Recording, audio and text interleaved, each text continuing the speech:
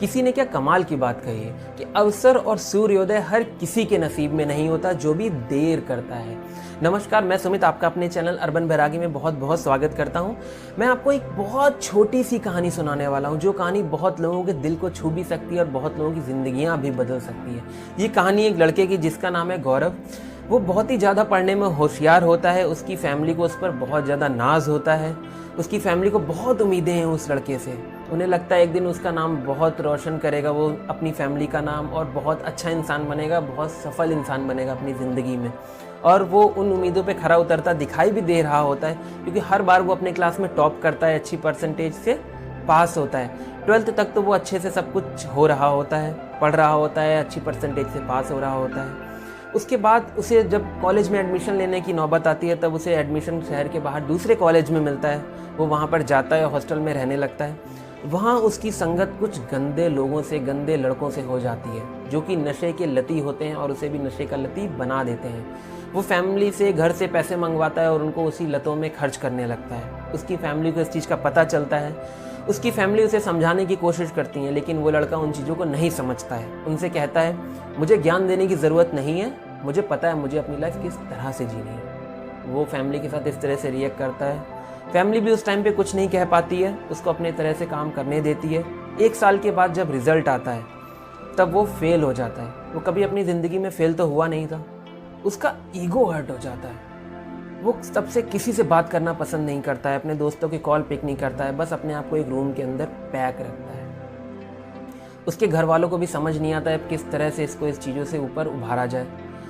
उसके जो स्कूल के प्रिंसिपल थे, उनको इस चीज़ का पता चलता है। उसके प्रिंसिपल उसे डिनर के लिए इनवाइट करते हैं। भाई, वो प्रिंसिपल थे उसके स्कूल के, वो उनके सम्मान में उन्होंने बुलाया था, उनका कहना मानना था उनको।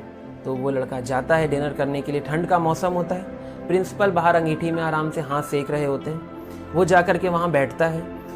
15-20 मिनट तक वो साइलेंट दोनों लोग बैठे रहते हैं। उन्हें समझ नहीं आता है कि किस तरह से मैं इसको समझाऊँ। उसके बाद वो क्या करते हैं, अंगीठी से एक कोयला निकालते हैं और उसे बाहर मिट्टी में फेंक देते हैं, और वो कोयला बुझ जाता है। तब वो लड़का बोलता है गौरव कि अरे आपने ये क्या किया, ये कोयला तो बुझ गया, आपने इसे बाहर निकाल दिया। प्रिंसिपल हंसने लगते हैं और वो उस कोयले को दोबारा से उठा करके डाल देते हैं अंगीठी के अंदर। कहते हैं ये लो, जलने लगा, दोबारा से डाल दिया आँच के अंदर, कोई दिक्कत नहीं है। फिर वो उस लड़के से कहते हैं तुम्हें कुछ समझ में आया? वो लड़का कहता है नहीं।